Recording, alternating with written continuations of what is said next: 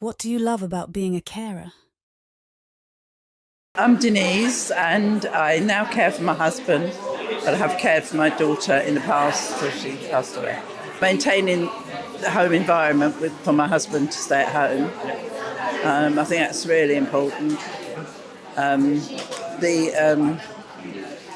Still being able to, have the family around and that, which is not always possible in hospital, so with the young children and things and that. My name's Pippa. I care for my daughter, teenage daughter.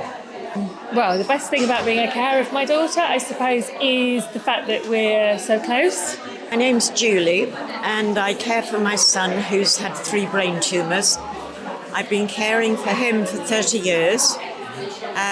Initially he was given a diagnosis that he wouldn't live longer than 6 months, so it's amazing. I love spending time with my son. It's a privilege, although he drives me mad sometimes. My name's John Emerson and I care for my daughter. Her name is Tanya. She's 58 years old now. She had meningococcal meningitis when she was 6 weeks old, which left her with fairly severe physical disabilities. With enjoyment of being a carer is if you do take someone out and they are enjoying themselves, something that they can do to enjoy themselves. Whether it's hard work for myself or my wife or whatever to do it as the carer, but you just put that aside and have to do it. Mike, I care for my wife Michelle full time, and I do help with my mum and dad. My mum's got dementia, Alzheimer's. My dad's he's like crippled over a lot, and he does, I just help him out, and I've got to help my mum and do things with my mum. Once you can see the positive in the people I'm looking after, that's good. That's definitely a good thing. I used to care for my mum when I was a child. The value and the reward you get from seeing that person that you love, be, as well as they can be. That support is very personal, and it's a special relationship. So, I got involved from medical things to housework to homework, but we're also best friends as well, me and my mum. So, it's a really valued relationship. What don't you like about being a carer? That we're so close. Yeah, I would say, because we're kind of like completely in each other's kind of pockets. Yeah, and there's not a lot of separation or chance for either of us to have a kind of much of an independent life outside of that. Yeah. So it's like the good and the bad at the same time. Yeah. The exhaustion, I think, the fatigue, and that. Also, not getting the answers to the questions we sort of need to be, we're asking. He's got complex needs. He's got a short-term memory problem.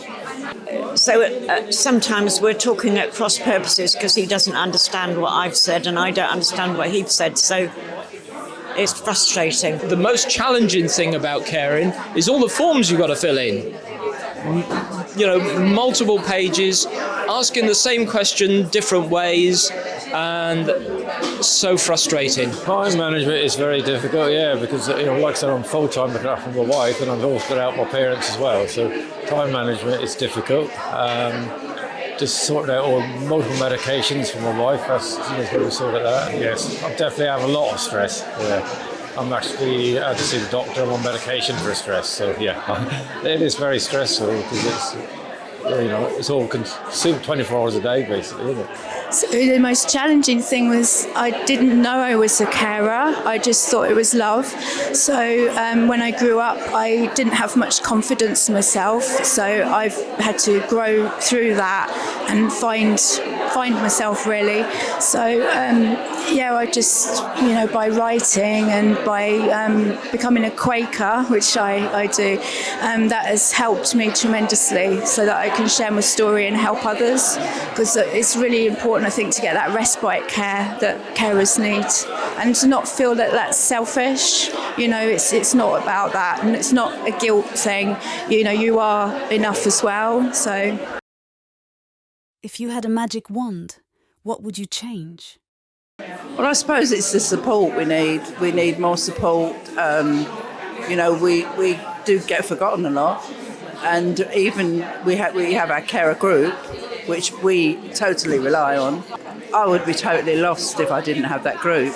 That it was more support or understanding, I suppose. Yeah, that's like the kind of overall thing. Yeah, I would say. If I had a magic wand, I'd make him better. Well, I don't know that I'd want to change anything really, because life is what it is. You know, you've got to take life as it is given to you, and you just got to do it. You just got to get on and do it. I'd have more time. More time. Yeah, just time to do everything. Because I just doing things for myself, or doing things around the house and that sometimes, a garden, whatever, anything. More support. My mum didn't really get much support at all until I was 10, and I cared for her when went as early an age as I could, so from about 3, and it wasn't until I was 10 that she knew about benefits and things like that. So it's more awareness, knowing what you can reach out for, and knowing that social services are there and that there are different packages in place, and different carer groups that can help, and reaching out, not being frightened to reach out, I think.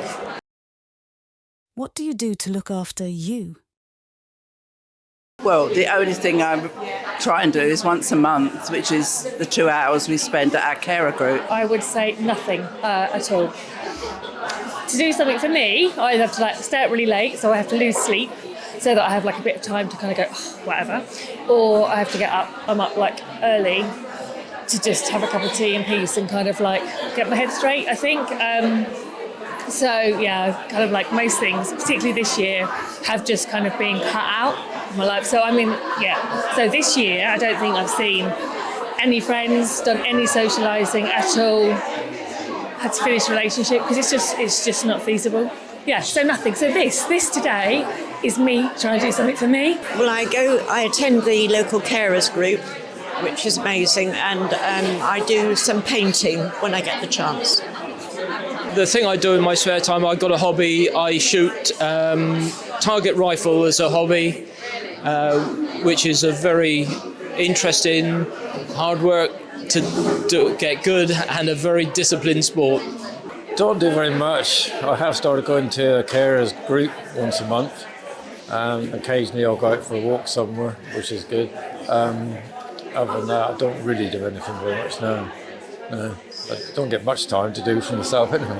I sort of did a lot of work, so as a child I was a good student even though I missed school, so I threw myself into work as a distraction, so that meant that I was very busy all of the time. So it's almost like the opposite. I've had to learn to relax now. So, but I mean, at the time I got good grades and stuff, but I didn't go to uni because I stayed to care after mum. So I've learned how to pace now and actually relax and do things that are fun and stuff like that.